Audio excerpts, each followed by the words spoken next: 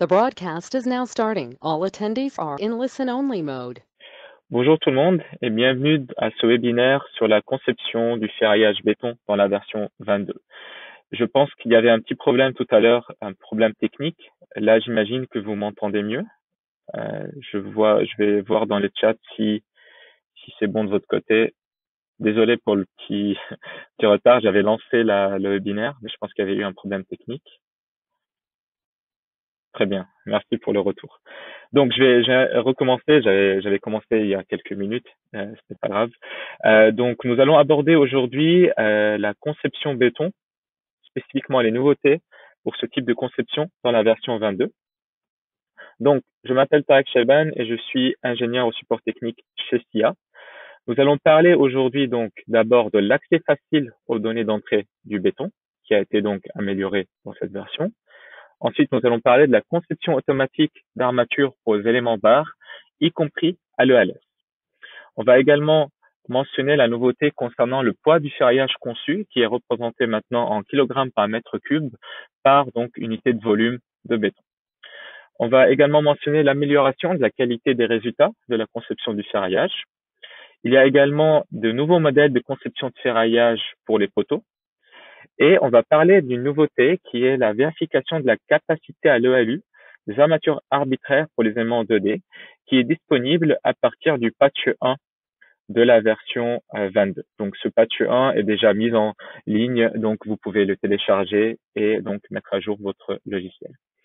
On va enfin parler des spécificités pour la norme suisse, parce qu'en fait les nouveautés précédentes vont plutôt concerner l'Eurocode d'une manière générale. Une petite précision avant de commencer le webinaire, vos micros seront coupés pendant la présentation, mais vous pouvez bien sûr utiliser la fenêtre questions pour poser vos questions et je vais essayer d'y répondre à la fin du webinaire s'il nous reste un petit peu de temps.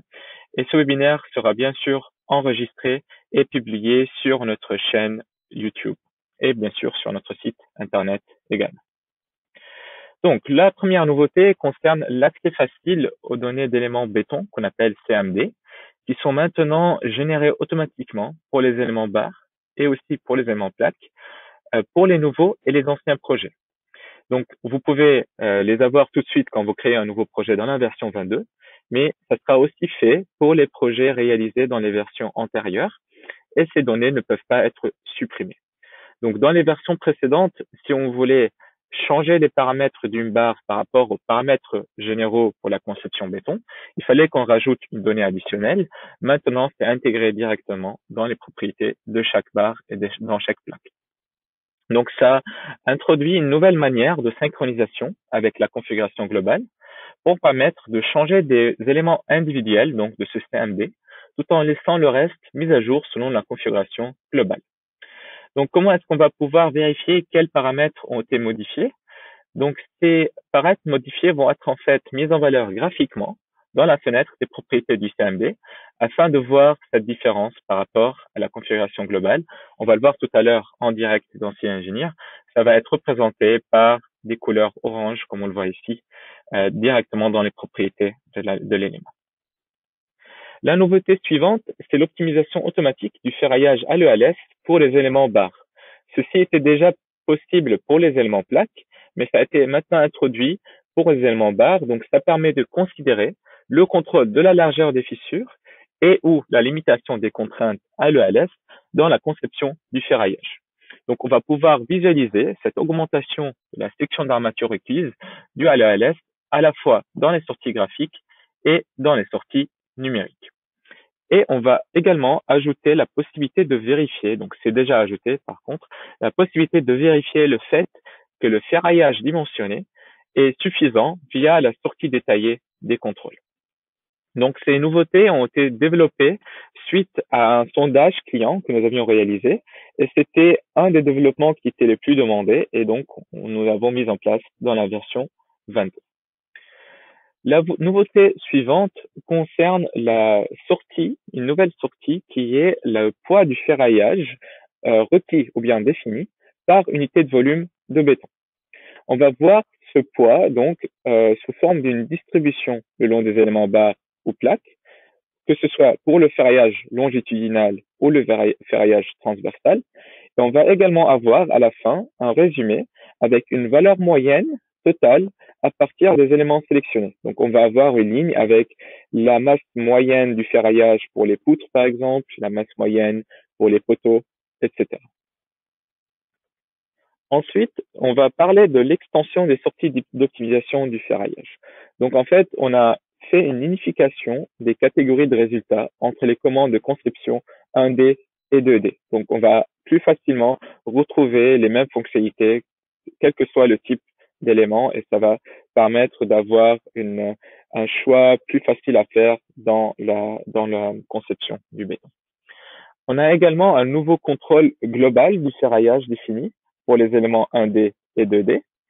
Et on a réorganisé un petit peu les tableaux brefs de résultats afin qu'ils puissent s'ajuster à la largeur d'une page A4. Et c'était également une des demandes qu'on a reçues le plus dans notre sondage que nous avions réalisé.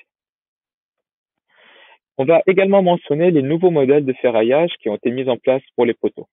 Nous avons maintenant la possibilité de définir le ferraillage simplement comme un nombre total de barres distribuées uniformément le long des bords de la section. On a également amélioré un petit peu la conception avec le type coin.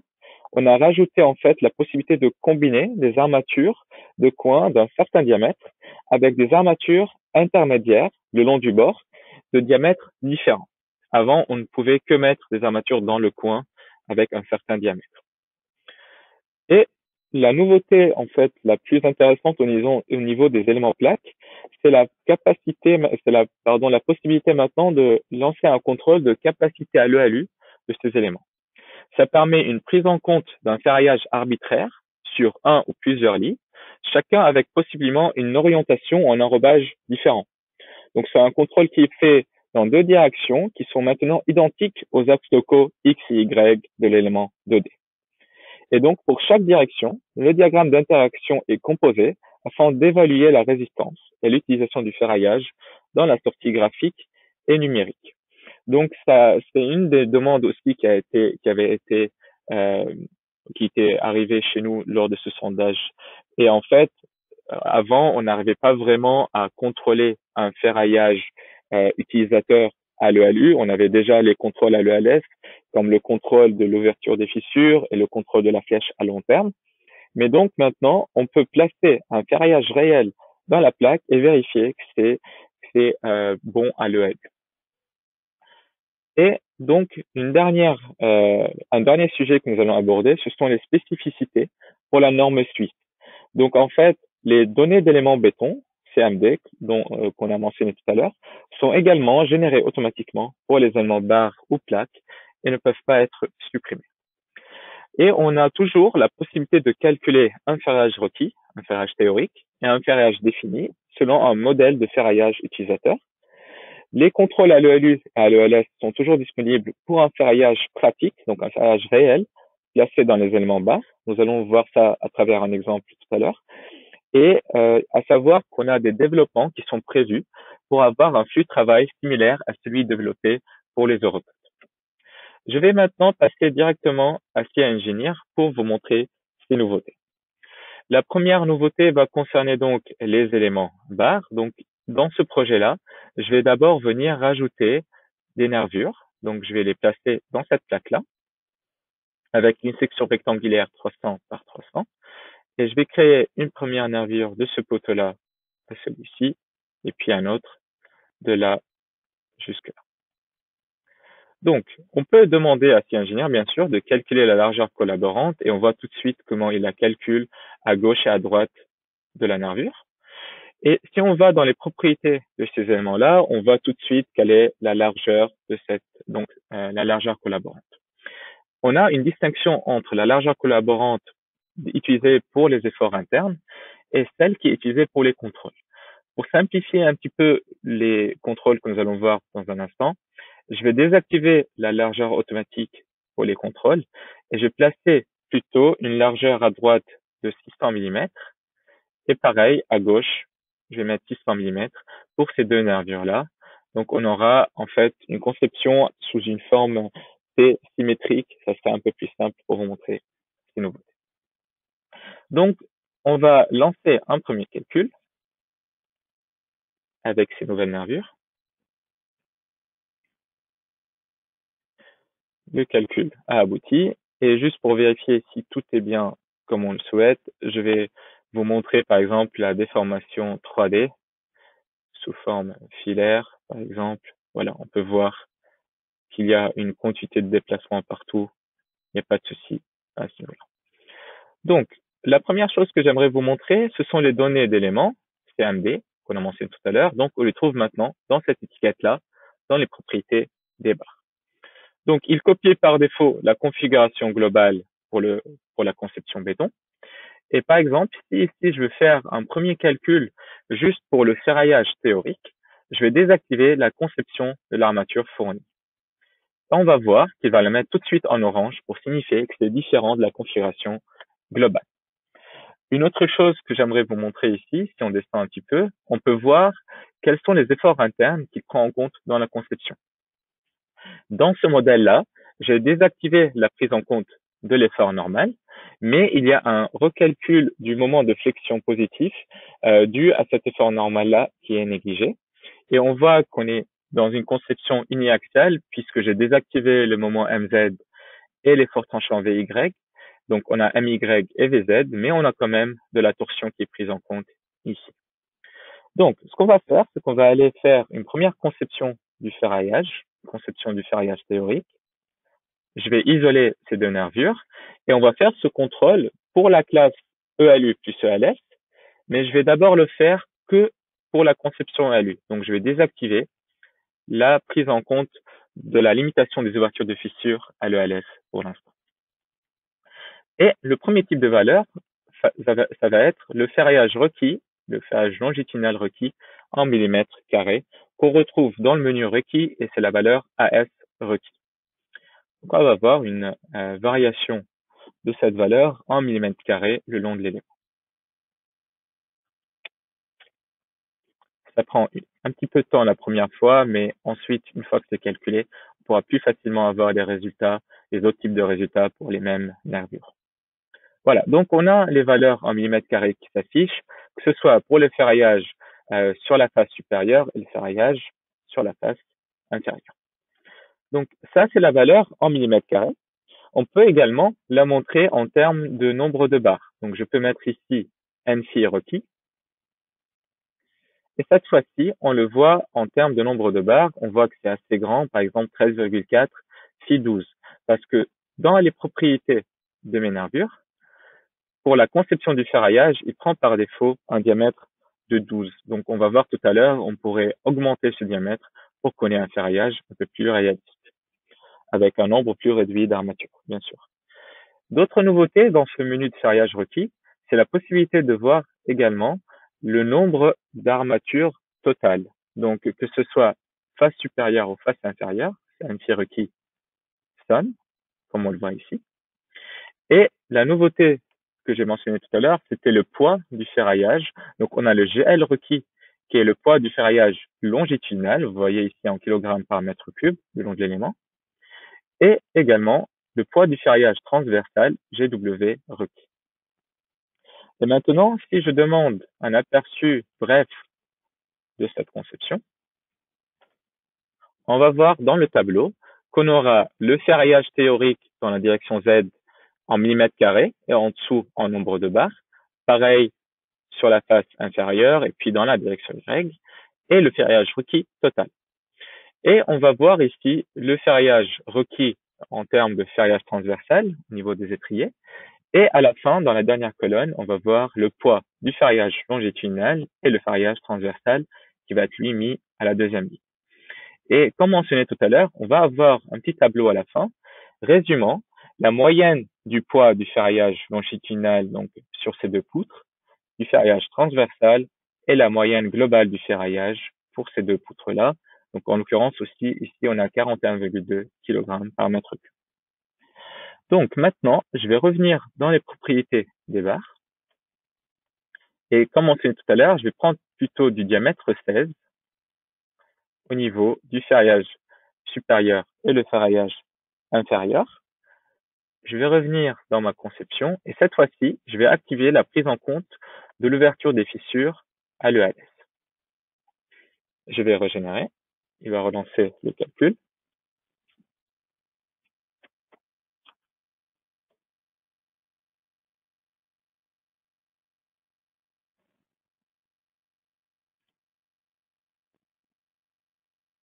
Et nous allons pouvoir voir maintenant quel est l'impact de cette prise en compte du contrôle à l'ELS de l'ouverture des fissures au niveau du ferraillage conçu.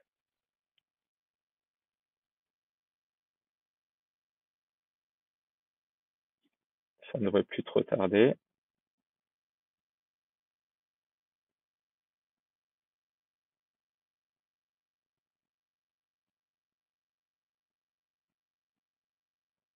Voilà. Donc, ça, c'est la valeur du poids du ferraillage transversal par mètre cube. On va plutôt revoir le nombre d'armatures nécessaires. Donc, on voit maintenant qu'on passe à 8 ficelles au niveau du ferrage supplémentaire à l'appui ici.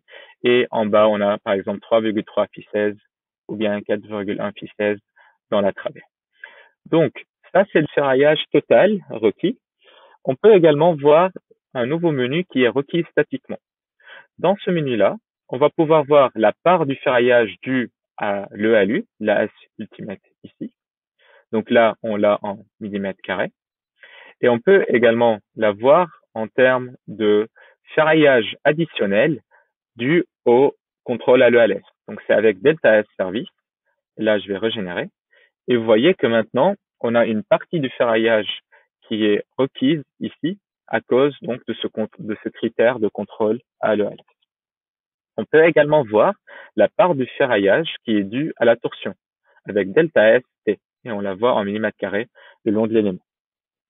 Je peux également, par exemple, demander ces résultats sous forme de tableau. On va l'avoir en bas et je peux trier en ordre décroissant, par exemple, le ferraillage dû à la torsion. C'est ici, 1332 millimètres carrés. Je peux lui dire de mettre en évidence ceci dans le modèle. On voit que c'est à ce niveau-là. Il met une petite croix rouge. Et je peux, en faisant un double clic, montrer la sortie standard de ce ferraillage. Voilà. Donc, on a un petit aperçu du ferraillage requis. On va voir une représentation graphique du ferraillage, comment il est placé. Et on a un tableau résumant les efforts internes pris en compte. Donc, on voit bien que c'est uniaxial. On n'a pas d'effort tranchant VY ni de moment MZ. Ça, c'est à l'EALU. On a également les efforts à l'EALS.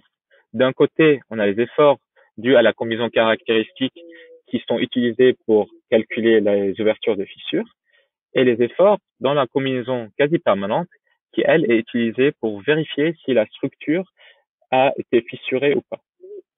Et on a ensuite un tableau résumant le ferraillage longitudinal.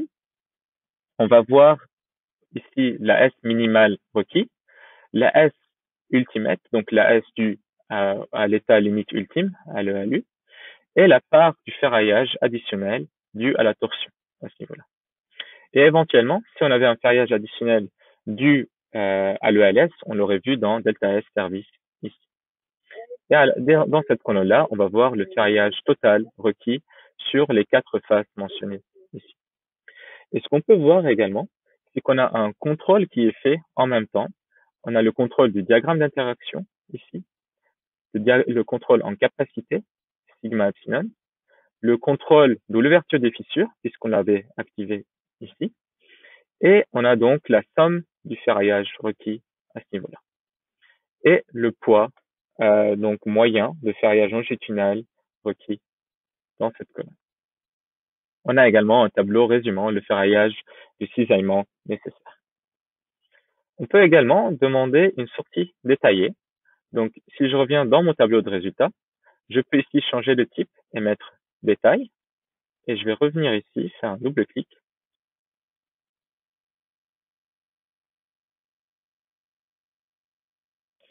Là, on va voir un peu plus de détails au niveau de la sortie avec les références aux chapitres de l'Eurocode qui sont utilisés. À nouveau, on a le tableau des efforts. Et un petit rappel, donc c'est bien sûr un ferraillage qui est pris en compte comme si c'était un ferraillage réel placé dans la barre, ce qui nous permet donc de créer ce diagramme d'interaction. et de pouvoir visualiser ici la distribution des contraintes dans la section. Donc, on va avoir une hypothèse sur la position des armatures et on va avoir une distribution des contraintes et des déformés qui vont être montrés dans cette sortie détaillée. Donc, maintenant, ce que je vais faire, c'est que je vais revenir encore une fois dans les propriétés de mes deux barres. Et cette fois-ci, on va activer la conception de l'armature fournie, donc pour qu'on puisse prendre en compte un ferraillage, un modèle de ferraillage pour la conception. Donc, je vais aller voir le modèle qui est mis en place pour l'instant, ici. Il s'agit en fait d'un modèle avec la prise en compte de lame seule. On peut également avoir un autre modèle avec un cisaillement dans lame, qui permettrait d'avoir aussi un ferraillage qui serait placé dans lame, ou bien un ferraillage âme et semelle, où on aura aussi dans les semelles du ferraillage longitudinal qui peut être placé, mais je vais rester sur lame seule pour l'instant. Et on a par défaut deux armatures de diamètre 20 sur la face supérieure et la même chose sur la face inférieure. Et on ne va pas prendre en compte pour l'instant de ferraillage additionnel. Donc je vais conserver ce modèle de ferraillage là. Et une autre chose que j'aimerais vous montrer aussi dans ces données-là, c'est la possibilité de rajouter un ferraillage additionnel en termes de pourcentage pour prendre en compte, par exemple, une redistribution du moment. Ceci est fait dans le coefficient de majoration de l'armature requise. Donc, je vais le mettre au niveau de la face inférieure, je vais mettre 20%, donc je vais mettre 0,2. Je reviens dans ma conception de ferraillage, et cette fois-ci, je vais plutôt demander le ferraillage défini. D'abord, je vais le montrer sous forme de diamètre, sous forme de millimètres carrés.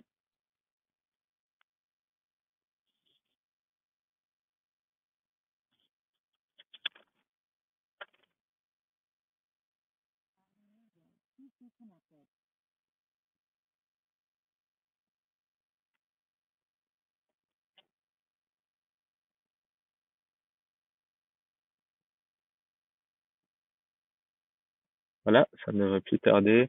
Et on voit qu'on a pour l'instant un ferraillage constant le long de la barre, puisque j'ai bien défini 2 phi 20 en bas et 2 phi 20 en haut. Et on peut le voir avec n phi preuve ici, comme ferraillage sous forme de nombre de barres et de diamètre. Donc on voit qu'on a 2 phi 20 partout. Donc, on va voir maintenant une nouvelle possibilité, c'est requis non couvert, dans laquelle on peut voir le ferraillage qu'on n'a pas encore placé et qui est encore nécessaire pour que le contrôle soit vérifié. Donc, c'est delta S requis. Là, on l'a sous forme de millimètres carrés. On peut le demander en termes de nombre d'armatures et de diamètre avec delta N phi requis. Donc, on voit ici qu'au niveau de l'appui, à la connexion avec le poteau, on a besoin de 5 ou 6 ficelles supplémentaires en haut. Donc, on va plutôt en placer 6 ici. Et dans la partie de la travée sur la face inférieure, d'un côté, on a besoin de 1 ficelle et de l'autre, on a besoin de 2 ficelles. Donc, ceci nous permet d'avoir une idée du ferraillage additionnel qu'on pourrait mettre en place dans notre modèle de ferraillage. Donc, je vais revenir dans les données des barres.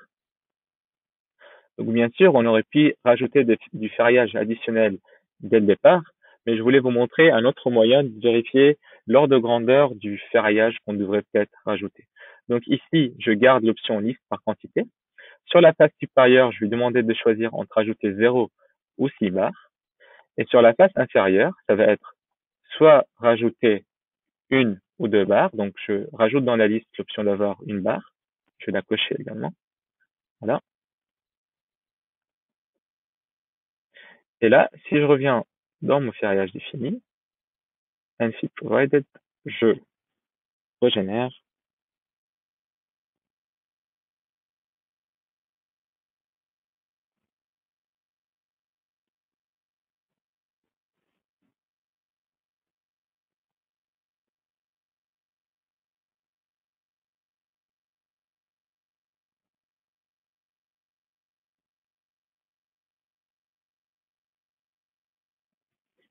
Voilà. Donc, ici, on voit qu'il a rajouté les 6 ficelles qu'on avait vu tout à l'heure en haut. Et là, dans la travée, il a mis un ficelle supplémentaire de ce côté, sur la face inférieure, et de ce côté-là, il a mis 2 ficelles. Donc, on peut voir qu'il a pris en compte ce ferrillage additionnel cette fois-ci.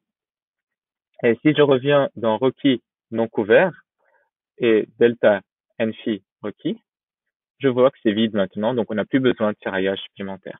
C'est couvert par le ferraillage additionnel que nous avons mis en place dans notre modèle. Donc, dans le ferraillage défini, on peut également bien sûr voir un poids du ferraillage mis en place, que ce soit pour le ferraillage longitudinal ou le ferraillage transversal. Je vais également vous montrer un aperçu. Donc, on a d'abord une première colonne où on a le ferraillage mis en place sur la face supérieure dans la direction Z, et ensuite, donc d'abord en millimètres carrés, puis en termes de barres. Pareil pour la face inférieure dans la direction Z, ensuite la face supérieure de la direction X et la face direction Y, pardon, et aussi la face inférieure de la direction Y, et le ferraillage total mis en place. Pareil pour le ferraillage de cisaillement, et on a à la fin la colonne avec le poids du ferraillage longitudinal et le poids du ferraillage transversal. Et comme pour le ferraillage requis, on a également un tableau montrant la moyenne du poids du ferraillage total pour les poutres, donc pour ces deux poutres sélectionnées. Donc, ça, c'est pour le ferraillage défini. Et j'ai mentionné tout à l'heure dans les slides que nous avons aussi la possibilité de contrôler maintenant ce ferraillage. On peut le contrôler de différentes manières. On peut faire un contrôle global du ferraillage longitudinal avec UC à S-prov. Donc là, on voit qu'on a des couleurs vertes, donc le ferraillage est vérifié partout. Et c'est normal puisque notre ferraillage additionnel a été suffisant. On peut également vérifier, par exemple, le ferraillage qu'on a mis en place, le comparer au ferraillage requis théorique. C'était une fonctionnalité que nous avions avant. On l'a toujours dans la version 22. Vous voyez, on a la courbe du ferraillage requis théoriquement, qui est entièrement à l'intérieur de la courbe du ferraillage mise en place dans notre modèle. Et on peut aussi maintenant convertir notre ferraillage en un ferraillage réel. Donc si je reviens dans le ferraillage défini, je vais ici cliquer sur conversion en barre réelle et on va voir ces barres directement dans le modèle. Le fait de rajouter les barres nous permet de faire un contrôle détaillé de ce ferraillage. Donc, les types de contrôle se trouvent ici. On a la possibilité de faire un contrôle global. Donc, si on prend en compte une classe EALU plus ELS, on peut réaliser à la fois les contrôles à l'EALU et à l'ELS. Donc, je peux demander ici, par exemple, à l'ELS l'ouverture des fissures, comme on avait pris en compte dans la conception.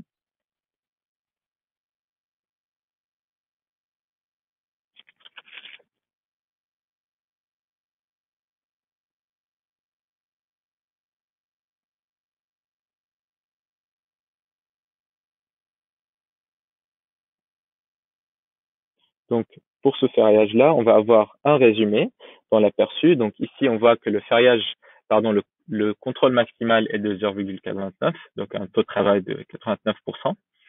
Et dans l'aperçu, on peut avoir un tableau qui va résumer ces contrôles. Il va nous donner la clé des combinaisons. Donc, on va voir quelle est la combinaison à l'ELS qui a donné le contrôle limite pour l'ouverture des fissures et quelle est la combinaison à l'ELU qui a donné le contrôle limite pour la réponse en capacité ou le diagramme d'interaction.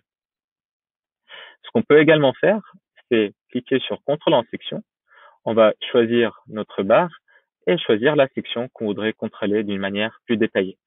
Ça nous ouvre cette fenêtre. Et ici, on va voir que on a à la fois les différents contrôles qui sont affichés à droite avec leurs valeurs et dans l'interface, on peut demander soit une sortie standard, soit une sortie détaillée de ce contrôle-là. Donc, pour la réponse en capacité, voici la sortie standard. Et je peux ici lui demander une sortie détaillée. Voilà, on aura un peu plus d'informations là-dessus. Je peux aussi, par exemple, aller dans les ouvertures des fissures et là, on passe dans ce type de contrôle-là. Et à nouveau, on peut passer en contrôle détaillé si besoin. Voilà pour le contrôle des poutres. Et je vais maintenant vous montrer les nouveautés par rapport au poteau. Donc, je vais sélectionner ce poteau-là, l'isoler également, et je vais vous montrer les données CMD de ce poteau. Donc, on a un modèle par défaut qui est proposé ici, un modèle de ferraillage, qui est en fait maintenant par défaut sous forme de nombre de barres requis. Donc, soit on lui impose un certain diamètre et un certain nombre de barres en choisissant X, ou bien on peut lui dire liste par diamètre, et là on choisit un nombre de barres préconfiguré et il doit choisir le diamètre optimal, ou bien on met liste par quantité, là on va fixer un diamètre et on va lui proposer un nombre d'armatures parmi lesquelles choisir.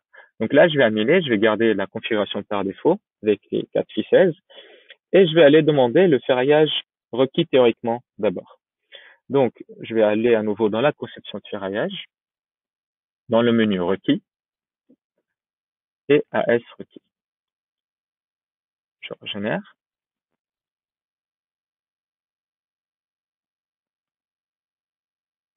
On voit qu'on a une concentration en tête de poteau. D'un côté, on a 176 mm² et de l'autre, on a 252 mm².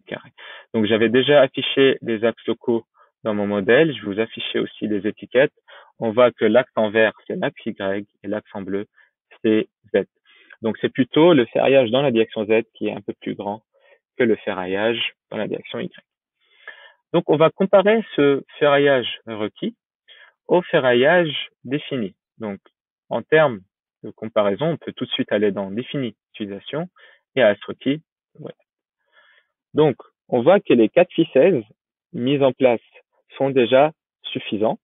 On a 402 mm² qui sont prises en compte des deux côtés, mais ce n'est pas bien optimisé, donc on pourrait réduire un petit peu le ferraillage pris en compte.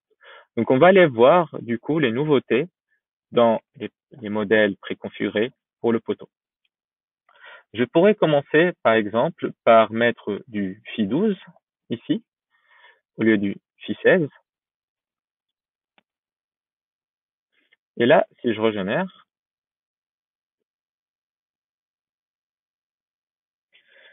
je vois que les 226 mm² proposés dans mon modèle sont un peu inférieurs aux 252 mm² requis théoriquement. Et c'est dans la direction Z. Donc, ce qu'on peut faire, c'est revenir dans notre modèle de ferraillage et je peux spécifier que je veux au final 6 barres au lieu de 4. Ça veut dire qu'il va me placer 3 barres sur chaque face. Et on peut choisir dans quelle direction on voudrait les avoir. Donc nous, c'est la direction Z qui nous intéresse. On voit que la flèche ici bleue pointe dans la direction Z. Donc c'est ce modèle-là qu'il nous faut. Si on veut que le ferrage soit plutôt placé d'une manière prioritaire dans la direction Y, je pourrais cliquer ici, il va inverser la direction principale du ferrage. Donc je remets cette direction-là, je régénère, et là on voit qu'on a bien de ce côté 226 pardon, et de ce côté-là on a 452 mm². Ça dépasse le ferraillage théorique nécessaire dans la direction Z. Donc puisqu'on a pu vérifier que le ferraillage est suffisant, on peut cliquer sur conversion en barre réelle et on a notre ferraillage avec donc d'une manière prioritaire 3 barres dans cette direction et puis 3 barres sur cette face-là également. Et on peut donc dans le ferraillage défini demander le ferraillage en termes ainsi provided, donc le ferraillage dans chaque direction, 2 phi 12 et puis 2 phi 12 plus 2 phi 12 dans cette direction. Ou bien, ce qui est intéressant pour les poteaux, c'est de prendre le nombre de ferraillages total avec un phi provided sum. Ici, on a les 6 phi 12 qui étaient dans notre modèle. Une dernière possibilité ici, c'est d'utiliser le modèle coin qu'on a vu tout à l'heure plus bord. Donc là, si je reviens ici, je vais cliquer sur nouveau pour avoir un nouveau modèle et je vais prendre ici coin. Donc ce qu'on va faire, c'est que au niveau du coin, on va mettre 4 barres de diamètre 12. Et au niveau du ferriage principal, je vais mettre également du diamètre 12 et une barre. Donc on aura une barre sur chaque côté. Donc on aura au total 6 barres.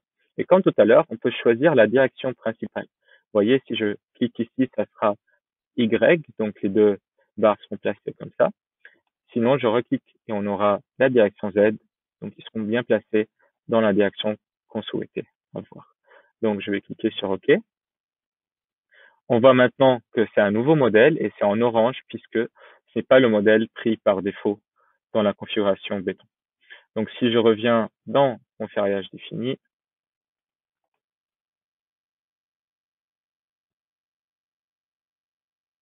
on va avoir le même ferriage que tout à l'heure, des phi 12 d'un côté, 2 phi 12 plus 2 phi 12 de l'autre, mais on l'a obtenu avec un modèle de ferraillage différent. Donc, avant de continuer et passer plutôt au contrôle des éléments plaques, j'aimerais lancer un petit sondage pour voir un petit peu. Donc, le premier, ce serait de savoir si en fait vous avez déjà utilisé le menu de conception de ferraillage d'Ancien Ingénieur. Donc, c'est soit oui, soit non parce que vous n'êtes pas encore un utilisateur de SIA, ou bien non parce que vous n'utilisez pas le menu béton, juste l'analyse aux éléments finis, c'est-à-dire que vous préférez juste avoir les efforts internes et recalculer le ferraillage de votre côté. Je vois que qu'il y a déjà des personnes qui ont voté. Je vais attendre un petit peu pour qu'on ait un peu plus de résultats. Merci pour vos votes. Et donc, je vais essayer de vous afficher les résultats du vote. Donc, comme on peut le voir, il y a quand même une grande majorité qui a déjà utilisé ce menu de conception, c'est très bien. Il y en a quand même beaucoup qui utilisent encore l'analyse aux éléments finis toute seule, 27%. Donc, j'espère que les nouvelles fonctionnalités dans la version 22 vont vous conforter dans l'idée d'utiliser la conception d'une manière automatique dans SIA. Et je vais en profiter pour également lancer un second sondage, un deuxième plutôt. Et cette fois-ci, on va plutôt avoir une question concernant le ferriage des éléments barres. Est-ce que vous avez déjà utilisé la conversion en barres réelles que nous avons vu tout à l'heure? Donc, c'est le fait de mettre en place un modèle de ferraillage et de le convertir une fois qu'on est sûr qu'il est supérieur au ferraillage requis théoriquement.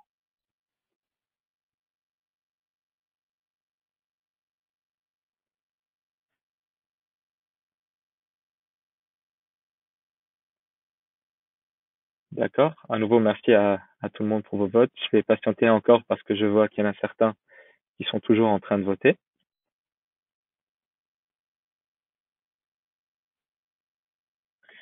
Et je vais vous partager également les résultats. Donc, c'est vrai que il y en a beaucoup qui regardent encore que le ferraillage théorique. On va aussi vous envoyer un sondage à la fin du webinaire. Ça va peut-être nous donner aussi une idée sur les raisons pour lesquelles vous préférez toujours utiliser un ferraillage théorique. Mais il y en a quand même quelques-uns aussi peut-être le tiers des participants qui ne connaissaient pas cette option. Donc j'espère que ça a été une option intéressante que vous avez pu découvrir aujourd'hui. Merci à nouveau pour vos réponses. Je vais revenir du coup au modèle et je vais maintenant passer à la conception des éléments plaques. Donc je vais afficher le projet en entier à nouveau et je vais isoler cette dalle-là pour commencer le travail. Donc je vais aussi cacher le poteau, pardon. Donc pour cette plaque-là, je vais vous montrer d'abord les nouveautés par rapport à la conception du ferraillage. Donc, dans le menu béton, on a également la partie conception du ferraillage des éléments plaques, des éléments 2D. Et comme mentionné tout à l'heure, nous avions déjà la possibilité de prendre en compte les critères de contrôle à l'ELF dans le dimensionnement. Pour l'instant, je vais les garder décochés et je vais demander un premier ferraillage théorique sous les combinaisons ELU. Donc, Ce ferrage théorique sera calculé sur les deux faces, la face inférieure et supérieure, et dans les deux directions principales, 1 et 2.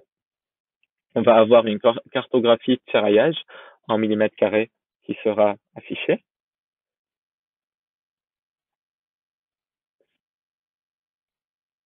Une fois qu'il aura sorti les résultats pour une direction, donc là en l'occurrence je l'ai demandé pour la direction 1+, on pourra plus facilement l'avoir pour les autres directions. Donc voilà, vous voyez la répartition du ferraillage sur la face supérieure dans la direction 1.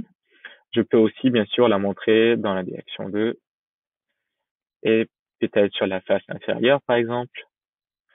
Et la nouveauté dans ce menu est bien sûr, comme pour les éléments barres, la possibilité de montrer le poids du ferraillage en kilogrammes par mètre cube le long de la plaque, que ce soit pour le ferraillage longitudinal ou bien même pour le ferraillage de cisaillement, qui est également dimensionné pour les plaques et qui peut être nécessaire pour donc que la plaque puisse résister au cisaillement appliqué.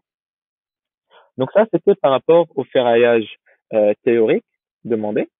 Et on a également, comme mentionné tout à l'heure, unifié les menus de conception. Donc, comme pour les plaques, comme pour les barres, pardon, on a également pour les plaques le requis statiquement. Donc, on peut aller voir la partie du ferraillage qui est uniquement due à l'ELU.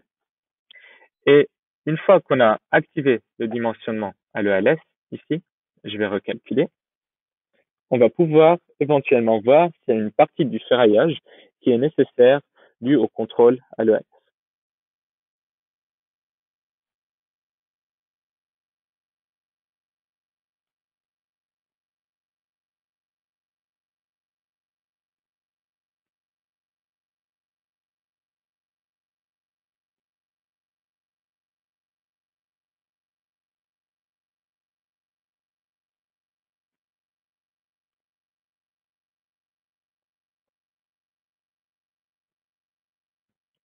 Donc pour l'instant, on ne parle que du ferraillage théorique pour l'instant. Et comme pour les barres, on va également mentionner le fait qu'on peut créer un modèle de ferraillage qui va pouvoir être comparé au ferraillage théorique calculé. Donc pour le requis statiquement, on a vu la part due à l'ELU. Et si on regarde la part due au service, donc au contrôle ALS, on voit que dans ce cas-là, elle est nulle. Et on va voir que on a aussi le requis non couvert. Donc en fait, c'est la partie du ferraillage qui est nécessaire, qui est donc supérieure au ferraillage mis en place dans notre modèle, comme pour les éléments barres. Donc je peux aussi régénérer ici. Et on voit qu'en fait, il y a au niveau de la connexion avec les poteaux, ici, une concentration de ferraillage supplémentaire qui n'est pas donc couverte pour l'instant par notre modèle de ferraillage, que je ne vous ai pas encore montré, mais on peut le voir comme pour les éléments barres en cliquant sur notre dalle. Et ici, dans les données de la dalle, on a les données de béton 2D. On voit ici qu'on a déjà des paramètres qui sont un peu différents du modèle de la configuration globale, puisqu'ils sont en orange. Et au niveau du modèle de ferraillage, on a ici 12 des barres de diamètre 12, pardon, avec un espacement de 200 mm au niveau de deux faces et dans les deux directions, avec éventuellement un ferraillage additionnel qui a aussi un espacement de 200 mm qui pourrait être placé pour vérifier le contrôle. Et donc, je vais revenir dans mon menu de conception et on va voir donc le ferraillage défini. Donc, une des nouveautés du ferraillage défini aussi, c'est qu'on peut soit le demander en termes de barres et d'espacement, c'est la vue classique, ainsi provided ici. On voit en bleu le ferraillage de base qui est le FI12, pardon, tous les dessins que nous avions vu tout à l'heure. Et on a certaines zones en vert où on rajoute le ferraillage FI16 tous les 200. Et les zones oranges, ce sont les zones où ce ferraillage additionnel n'est pas suffisant. Et on voit que c'est à la connexion avec les poteaux. Et ça confirme ce que nous avons vu tout à l'heure dans le delta AS requis. Donc, c'est bien dans ces zones-là qu'il faudrait penser à rajouter un ferraillage supplémentaire dessus. Et on peut aussi voir la dernière partie qui est définie utilisation, qui est une nouveauté qui permet de faire un contrôle du ferraillage global, ferraillage longitudinal global mis en place, Et à nouveau, on voit qu'ici en rouge, on a ces deux zones où ce ferraillage n'est pas suffisant. On peut également aller plus loin, aller vérifier chaque direction seule et chaque face seule. Donc, je peux faire le contrôle du ferraillage 1+, le ferraillage 2+, etc. Et on peut également vérifier le contrôle de la bielle de compression et le contrôle de la résistance de cette plaque au cisaillement, que ce soit avec la prise en compte d'un ferraillage additionnel de cisaillement, avec UC CRD max, ou bien un contrôle avec le ferraillage longitudinal seul. Donc ici, si on prend en compte que le ferraillage longitudinal, la résistance au cisaillement n'est pas suffisante puisqu'on a du rouge qui apparaît ici, d'où la nécessité de rajouter un ferraillage de cisaillement additionnel. Je peux également vous montrer une prévisualisation de la note de calcul sous forme standard.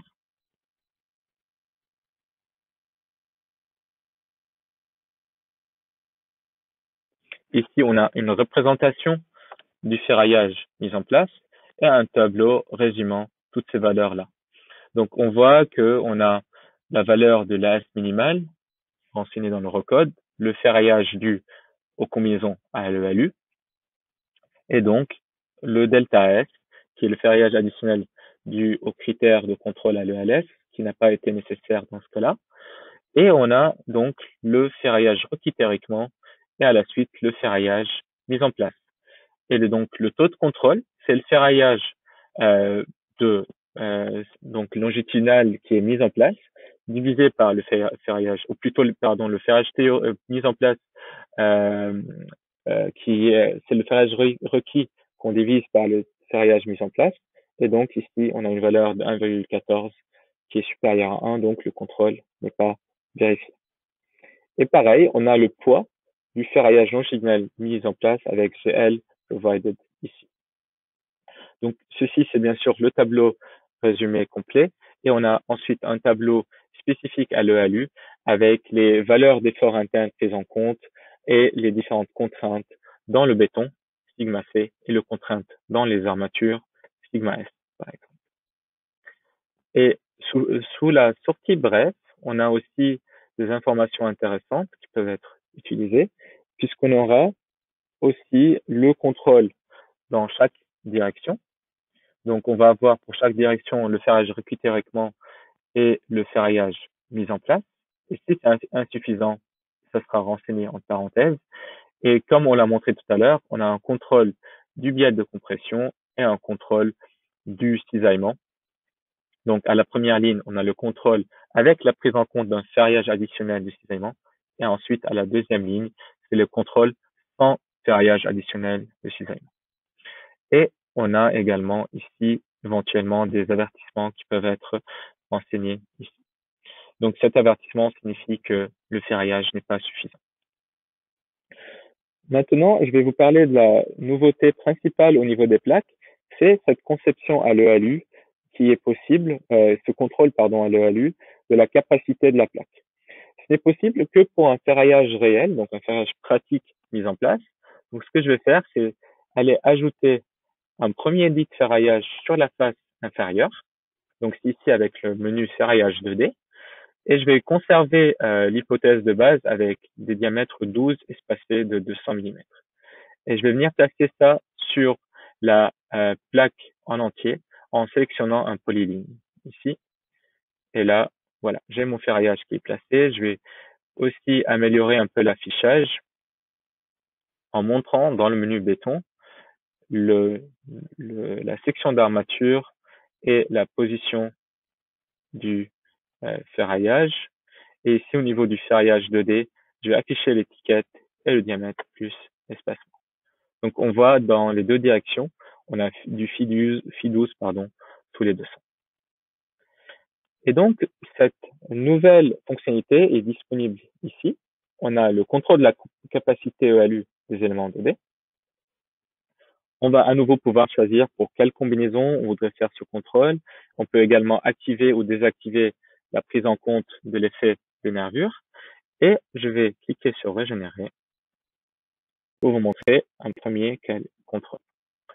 Donc, on voit ici qu'il y a des zones en vert où le contrôle est vérifié, et bien sûr ici des zones en rouge, puisqu'en réalité je n'ai rien placé encore sur la face supérieure. Donc évidemment, on a plein de zones qui sont en rouge, puisque on a forcément besoin d'un ferrage supplémentaire qui n'est pas présent ici. Je vais donc d'abord vous montrer un premier aperçu du tableau de résultats qu'on va avoir. Donc on aura ici les sorties des différentes résistances calculées dans les deux directions, une et deux, les moments et les efforts appliqués et le contrôle. Donc je peux trier ici le contrôle du, par exemple, valeur max à valeur min, et je peux faire un double clic pour obtenir ma sortie standard du contrôle. Donc ici, évidemment, on voit qu'il n'y a qu'un ferraillage mis en place d'un seul côté. Donc, on va voir que on a un tableau montrant les efforts internes pris en compte et ensuite un tableau montrant le ferraillage mis en place et aussi donc les différents efforts internes et les résistances associées. Et on voit qu'il y a le diagramme d'interaction qui est créé avec la méthode NRD-MRD. Donc en fait, vous voyez la petite croix en rouge, c'est l'état d'effort pris en compte réellement. On crée une ligne qui passe par l'origine et ça va intersecter notre diagramme et on va voir les deux valeurs de résistance RD1 et RD2. Donc le FED, c'est vraiment les efforts internes appliqués, N et M. Donc évidemment, on va avoir besoin de modifier notre ferraillage. Donc je vais revenir ici dans ma conception de ferraillage 2D et je vais rajouter un ferraillage sur la face supérieure, mais je vais plutôt prendre un diamètre 16 par exemple et je vais le créer sur une certaine région, par exemple de ce point-là à là, et puis je vais prendre l'opposé, voilà. Et pour mon ferraillage existant, je vais aussi le sélectionner et je vais le corriger puisqu'il avait été mis sur la face supérieure, je le veux plutôt sur la face inférieure. Donc maintenant, si je relance mon contrôle,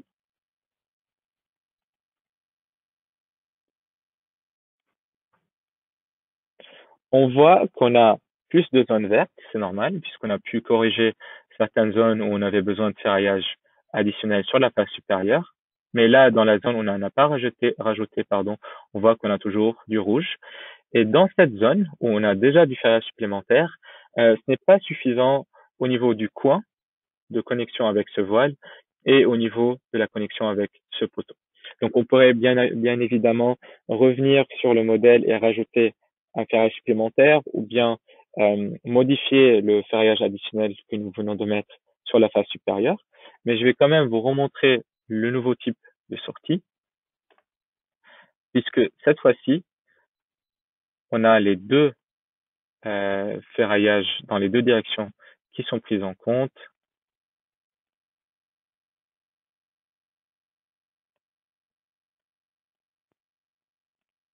Voilà. Donc je vais demander la sortie. Et on voit donc dans cette zone-là que on a que le ferrillage dans la face inférieure, puisque c'est un contrôle qui n'est pas vérifié. Mais si je prends une zone où le contrôle est vérifié, par exemple ici,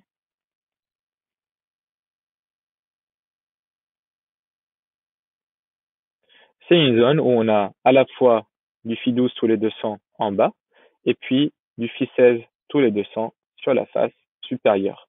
Et donc là, les efforts internes pris en compte, on voit la croix verte ici, c'est à l'intérieur du diagramme d'interaction, donc le contrôle est vérifié. Donc voilà en résumé comment on peut utiliser cette nouvelle fonctionnalité. Et son intérêt, c'est de pouvoir contrôler tout type de ferraillage réel mis en place dans n'importe quelle direction et avec n'importe quel enrobage, par exemple. Donc, avant de passer aux spécificités pour la norme suisse, je vais lancer un dernier sondage en direct, donc dédié plutôt aux éléments plaques. Est-ce que vous avez déjà pu placer un ferraillage réel dans SIA? Donc peut-être que vous l'avez pas fait parce que vous préférez ne regarder que le ferraillage défini, ou bien vous n'en avez pas besoin.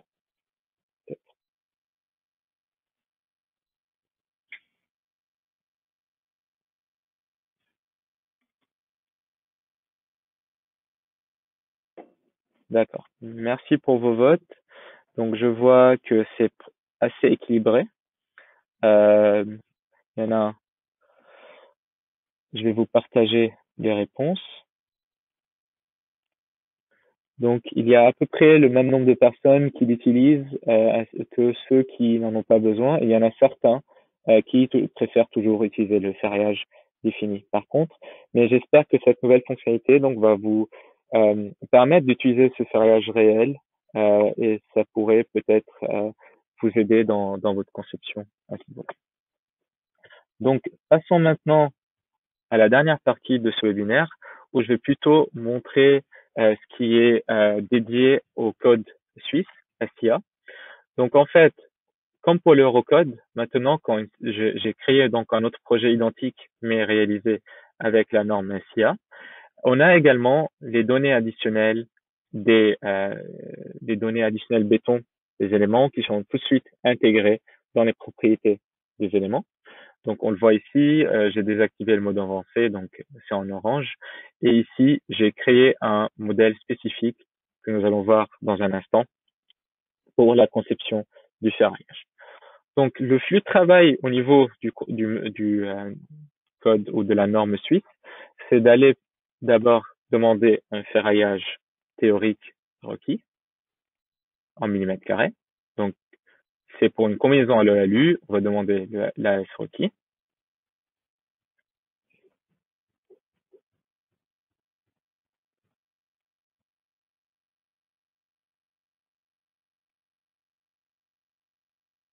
Donc, on voit, comme pour les eurocodes, bien sûr, l'évolution de cette valeur de ferrillage théorique requise, que ce soit sur la face supérieure ou bien la face inférieure. Et on peut également demander, bien sûr, ce ferraillage en termes de diamètre. Donc, on a ici, par exemple, 9 ficelles en haut et en bas, on a 8 ficelles et 9 ficelles. Et donc, ceci, pourquoi est-ce qu'elle a utilisé le diamètre 16? Parce que dans les données de la barre en elle-même, on avait ici pris un modèle avec du ferraillage de 16 mm dans ce menu et donc c'est pour ça qu'il a réalisé ainsi. Donc, pour pouvoir contrôler le ferraillage mis en place, le meilleur moyen, c'est d'aller dans requis intersection définie. On va voir quelle est donc la différence entre le ferraillage requis et le ferraillage théorique mis en place. Donc là, on voit par exemple que sur la face supérieure, notre modèle de ferraillage que nous avons créé couvre déjà le ferraillage théorique nécessaire. Donc pour la norme suisse, nous n'avons pas encore la possibilité de convertir tout de suite notre ferraillage en ferraillage réel. Donc on va devoir intégrer le ferraillage d'une manière manuelle. Donc, on va essayer de reproduire notre modèle de ferraillage qu'on voit ici. Donc, j'avais fait un petit peu comme pour les eurocodes. Je vais remettre ici quand même l'âme seule. Donc, j'ai deux barres de diamètre 20 en haut, deux barres en bas. Et sur les côtés, on a de chaque côté 3 ficelles. Et comme aux eurocodes, je lui ai proposé de rajouter soit une ou 5 barres de ficelles en haut et deux barres de ficelles en bas. C'est pour ça qu'on avait vu cette distribution tout à l'heure dans notre modèle. Donc, ce que je vais faire pour mettre en place ce vrai ferraillage dans les barres, c'est comme on a fait tout à l'heure pour la plaque, on va le faire pour la barre cette fois-ci. Ferraillage élément 1D. Je choisis la barre concernée et la distance, donc la zone dans laquelle je vais mettre mon ferraillage. Et vous voyez, il y a déjà des modèles préconfigurés qui sont proposés. Et moi, dans ce projet, j'avais créé ce modèle-là, je vais vous le montrer.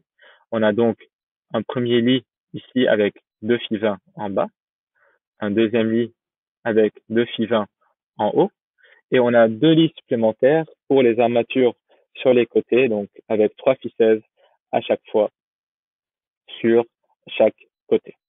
Donc ce ferraillage, je vais pouvoir le vérifier.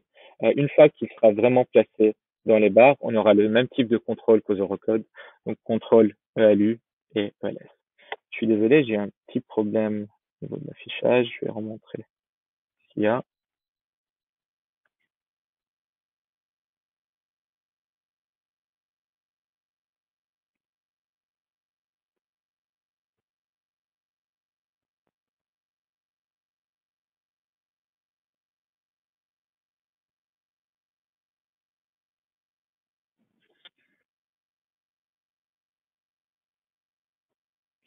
Et bien sûr, le mode ou la méthode de travail que je suis en train de montrer est également applicable pour les eurocodes, si vous préférez. Donc, vous pouvez tout à fait créer votre propre ferraillage et le vérifier aux ELU ou bien aux ELS euh, dans le menu de contrôle.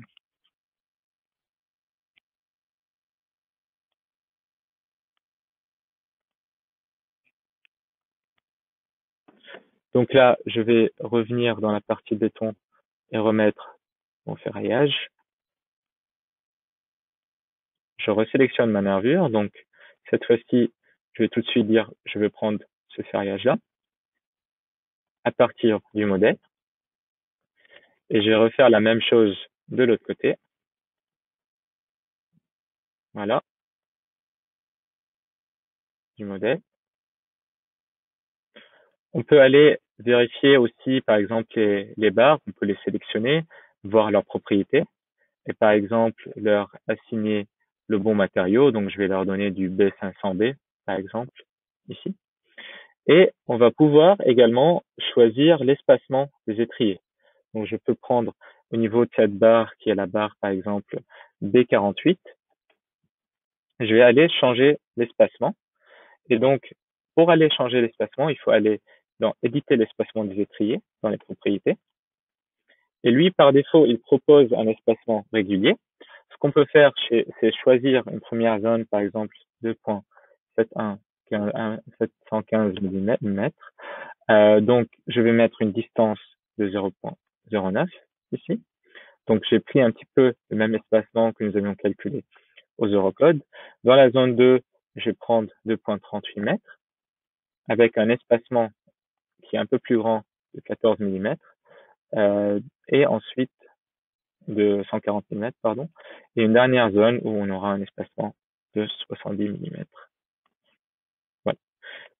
Pour le deuxième, euh, pour la deuxième nervure, je vais aussi sélectionner les étriers, éditer leur espacement. Donc ici, on va plutôt prendre 2,695 avec un espacement de 0,95 mètres, une autre zone avec 2.42 mètres et un espacement de 110 mm, et une dernière zone avec un espacement de 0,07, 70 mm. Et pour l'instant, nous n'avons placé que le ferraillage principal, on va dire. Pour placer un ferraillage additionnel, il faut aller dans le menu béton, le ferraillage, et là, vous avez la possibilité de rajouter des armatures longitudinales.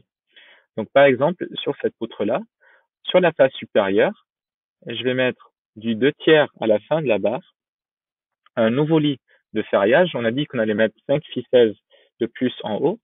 Je vais d'abord mettre 2 ficelles entre les deux fivins existants. Donc, je vais dire ici 2 barres de ficelles. Le numéro de bord, c'est le bord 4. Et je vais le mettre entre les barres existantes. Donc, je mets nouveau lit. Ensuite, je vais mettre 3 ficelles également sur le bord 4, mais on va déplacer ce lit. Il va être placé en dessous de l'autre lit. Et donc, je vais mettre à partir du modèle. On voit ce ferraillage additionnel qui est mis en place. Et je vais faire pareil sur la nervure voisine, de son début au tiers.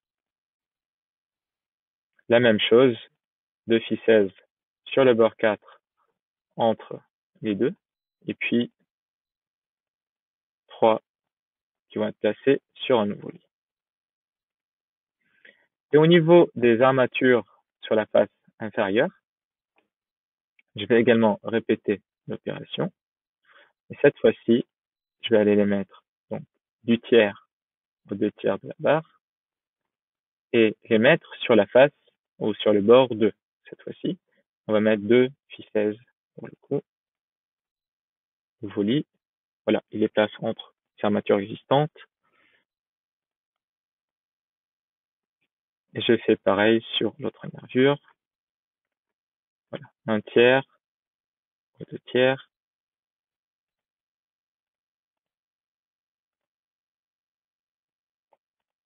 Voilà. Donc maintenant, si je vais contrôler mon ferraillage, je vais aller ici, par exemple, dans le contrôle du diagramme d'interaction. Je prends la combinaison LELU, je régénère.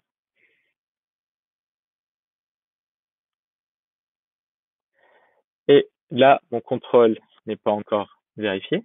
Je vais voir si j'ai bien pris le bon matériau au niveau de mes éléments. Donc c'est bien le cas. Je vais vérifier quand même. Est-ce qu'on a du B500D partout? Voilà, c'est bien le cas. Et au niveau des étriers,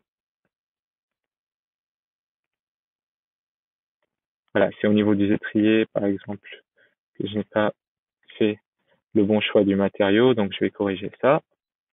Voilà, juste un instant. Et là, je vais régénérer.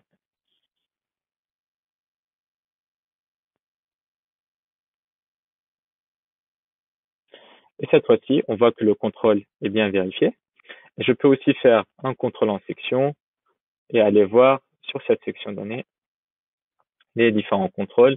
Comme pour les eurocodes, on a aussi le contrôle, par exemple, de l'effort tranchant et de la torsion. Et on aura la sortie standard et éventuellement la sortie détaillée si besoin.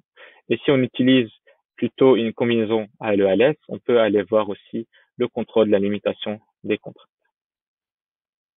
Voilà un petit peu ce que je voulais vous montrer aujourd'hui. Je vais rapidement revenir sur mes diapos. Donc, on a parlé de la nouveauté au niveau de l'accès facile aux données d'entrée du béton, la conception automatique d'armature pour les éléments barres, y compris LELS, le poids du ferraillage conçu qui est donné en kilogrammes par mètre cube de béton, l'amélioration de la qualité des résultats de la conception du ferraillage.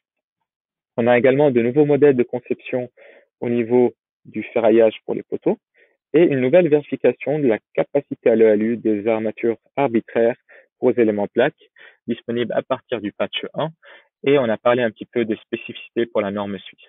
Donc nous allons vous envoyer après le webinaire un petit sondage. N'hésitez pas à nous donner votre avis. Ceci permet toujours d'améliorer le logiciel, d'avoir en fait une vue plus claire de ce qui pourrait encore être amélioré. Merci pour votre participation. Je vais quand même vérifier une dernière fois s'il n'y a pas de questions. J'en ai pas vu. J'espère que tout était clair et peut-être à bientôt à un prochain webinaire ou peut-être que j'aurai l'occasion de vous parler au niveau du support. Bonne journée à tous. Au revoir.